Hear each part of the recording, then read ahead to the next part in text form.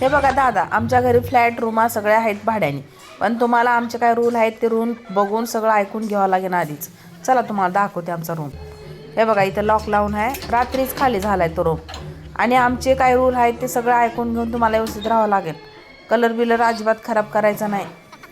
यामध्ये दाखवते तुम्हाला. फ्लॅट आहे आणि 1 नंबर फ्लॅट आहे बघा. हा, तुम्हाला आवडतंय नाही आवडतंय तुम्ही सांगा. 1 BHK सगळा फ्लॅट आहे आणि पीओपी वगैरे सगळं केलेले आहे. हा, आणि बाथरूम मध्ये वगैरे आणि किचन मध्ये सगळं फर्निचर केलेलं आहे. तुम्हाला काहीच करायची गरज नाहीये. आणि भाडं तर तुम्हाला माहिती आहे ना. हे बघा दादा, 1 BHK आहे फ्लॅट. हा, हे पूर्ण तुम्ही बघून घ्या. बाथरूम बघून घ्या, हॉल बघून घ्या, किचन बघून वगैरे सगळं. हे बघा, हे सगळं फर्निचर आधीच केलेले आहे. त्याच्यामुळे काय टेन्शन नाही तुम्हाला. आणि भाडं म्हणसाल तर भाडं 15,000 रुपये असणार आहे आणि डिपॉझिट 50,000 रुपये असणार आहे. अहो दादा, तुम्हाला माहिती आहे ना महागाई किती वाढली आता, आणि लाईट बिलचं बिल पण वाढले आता. हा, मग सगळीकडे सगळं वाढलंय ना, मग आता आम्हाला पण भाडं वाढवावंच लागेल ना.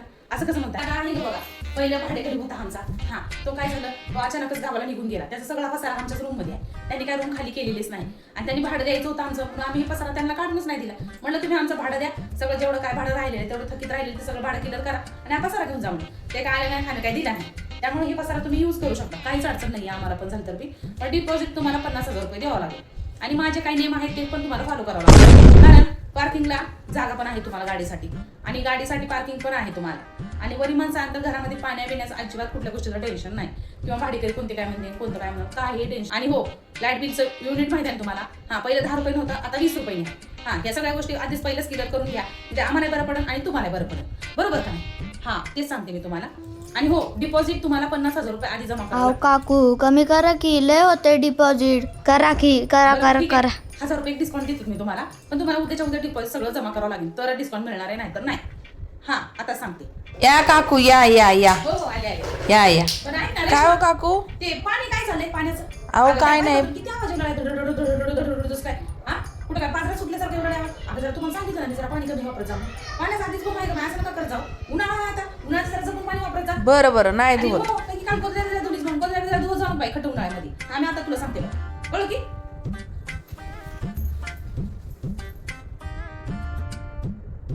बाई रेश्मा, इकडे इकडे आले. तुम्हाला काय हो? रूम जेव्हा दिली की नाही तेव्हा तुम्हाला मी कलर सगळं करून दिलं ना. हे काय आहे सगळं भिंतीवर लिहून? अहो काकू, फोटो कॅलेंडर कुठं अडकव आता? काय सगळं पेनानं पेन्सिलनं रांगोटी करून ठेवली का आणि सगळे असं करू नका, सांगून ठेवलं मी तुमच्या डिपॉझिट मधून पैसे कट करून घेतो मी कलरचे. हा, आता सांगला आज परत सांगायला म्हणायचं नाही मला. आणि हो, ही खालची राधा म्हणत होती तुमच्या घरी तुम्ही नॉनव्हेज खाता का? हो, खातोय की. हा, खातोय. बाई मग तुम्ही पहिलेच खाण्यास सांगितलं का नाही? का हो आमच्या काकू? मुलीमध्ये कोणीच मटण खात नाही. हा, तुम्ही असं कसं करता बा? तुम्हाला अहो, कोणी पण खात त्यात नाही काय का? सांगायचंय? बरं खाल्लं. अगं बाई, पण पहिले सांगायचं ना तुम्ही खाताय म्हणून. काकू, आता आम्ही काय खातो काय नाही हे पण सांगायचं का तुम्हाला? एक काम कर, जेव्हा मटण खाता ना, हा, गोईतर माहिती आहे तुला? गोईतर ते आणून शिपडत जाय दुसऱ्या सकाळी. आमचं घर पवित्र होते मग, कळलं का? बाय काय कर रेश्मा, तुम्हाला मी पहिलं पण सांगितलं होतं तुझ्या नवऱ्याला, हे असं गोल्लं बिलं पाडू नका. हे काय चित्र पाडून ठेवलं तुम्ही? हा, हे बोळवर दिसत का? भुकं पाडून ठेवलं तुम्ही? तुम्हाला मी सांगलं तुझ्या नवऱ्याला मी सगळ्या गोष्टी पहिलेच बोलल्या होत्या. हा, आणि हे कलर, हे चित्र, हे बोको काय करून ठेवले तुम्ही घराचं? बाई असं वाटायला लोक तर ती तुम्हाला पाडेल. हा, आणि पोरं तुमची लई विचित्र बाई. खाली म्हणा पार्किंग मध्ये गाडीवर त्या रेषा मारतात ना, पेनाने असं बोच करतात म्हणतात सीटेवरती. ती बाई आली ती माझ्याकडे रात्री.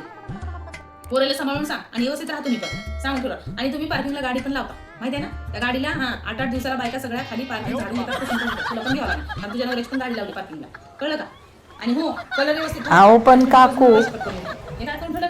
काकू आम्ही वर्षभर राहिल्यावर तसं बी तुम्ही कलरचे पैसे घेणारच आहे ना, मग खराब झालं तर झालं की मग.